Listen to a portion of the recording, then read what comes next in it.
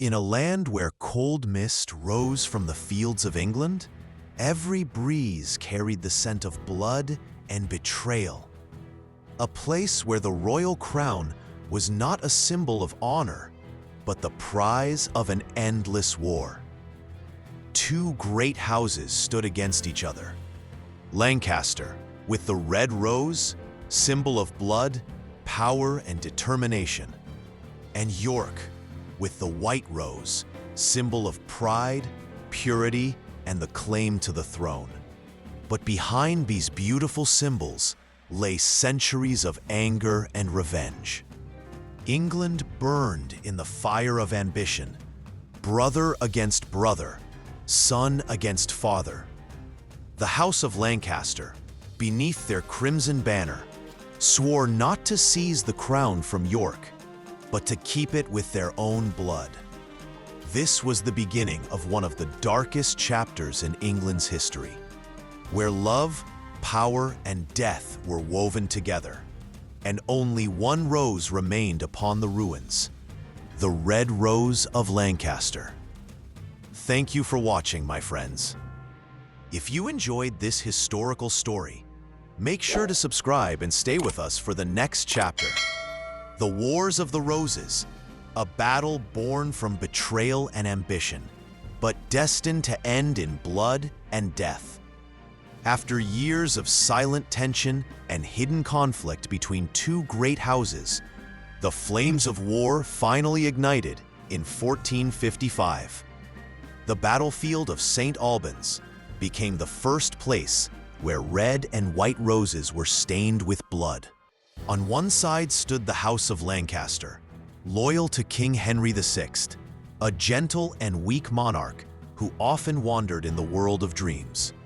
On the other stood the House of York, led by Richard of York, a brilliant, ambitious, and ruthless man who believed the crown was rightfully his.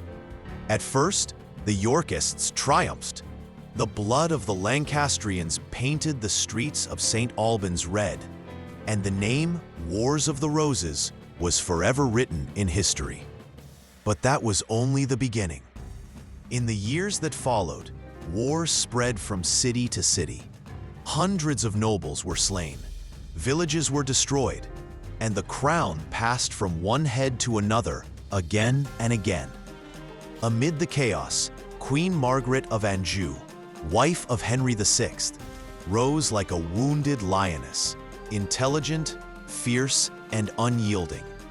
She gathered new armies from the north and marched south with vengeance burning in her heart.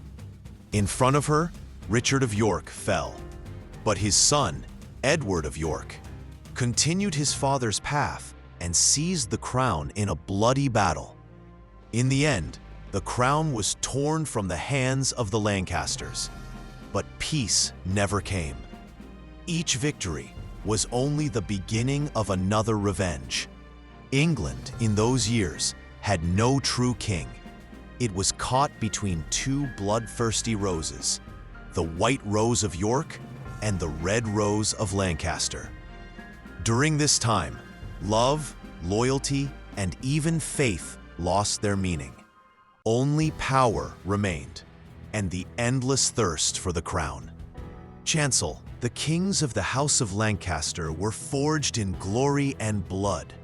Their story began with Henry IV, an ambitious man who, in 1399, seized the crown from Richard II through rebellion and founded the Lancastrian line. Yet his reign was plagued by uprisings and treachery, and it ended in illness and solitude. After him came Henry V, a brave and mighty ruler who, at the Battle of Agincourt, crushed the French army with only a small force, becoming one of England's legendary heroes. But his son, Henry VI, marked the downfall of the house. A gentle and pious man, yet weak and unfit to rule.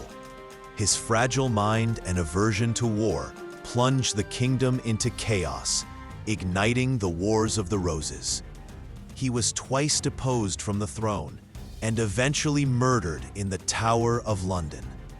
With Henry VI's death, the Red Rose of Lancaster was drowned in blood.